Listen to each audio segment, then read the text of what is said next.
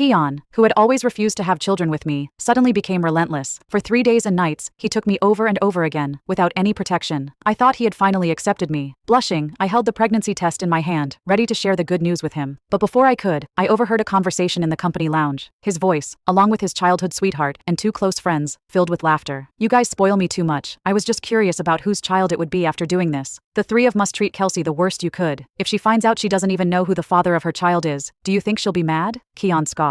"Mad? She should be grateful. You didn't see how happy she was when she thought she could have a baby. How about we make a bet? Let's see who'd win. Whoever loses has to buy Kizzy jewelry at the auction. Nothing under 10 million. With their pride as men on the line, all 3 of them went all in, upping the stakes for themselves. Kizzy watched them argue, their faces flushed with excitement, and laughed delightedly. She glanced at me casually through the blinds, her expression indifferent. Keon pulled a stack of photos from his pocket and scattered them across the table. Damn, her face isn't even covered. If someone else sees these, there goes her so-called innocent reputation. Ha ha ha. Kizzy picked up a photo, glanced at it with disdain, and casually tossed it aside. The photo slid precisely through the crack of the door and landed right in front of me. My breath nearly stopped. I scrambled to the ground, desperately picking up my dignity and shattered pride, shoving them into my sleeve as if that could make them disappear. Tears poured uncontrollably from my eyes. Keon had only married me because of his parents' wishes. For years, he barely even touched me. I thought he had finally warmed up to me. So even though I knew there was something in the drink that night, I still obediently swallowed it, letting my reason slip away bit by bit. For the chance to have a child, for the hope of pleasing him, I had thrown away all my pride during those 3 days, giving in to him, responding to him, doing everything to make him happy. I didn't even know when they switched people, or when those photos were taken. All of this happened just because of a single sentence from Kizzy, their beloved childhood sweetheart. I ran out of the office as if my life depended on it. The overwhelming shame pressed down on me, suffocating. With my head down, I ran blindly forward. A walk that should have taken minutes stretched into what felt like an eternity. When I finally got home, I rushed to the shredder, feeding the photos into it again and again, watching them turn into tiny, meaningless scraps. I wished I could shove my filthy self inside and destroy it too. The loud slam of the door startled me, snapping me back to reality. It was Keon. "Did your period come this month?" I froze, unable to process his words.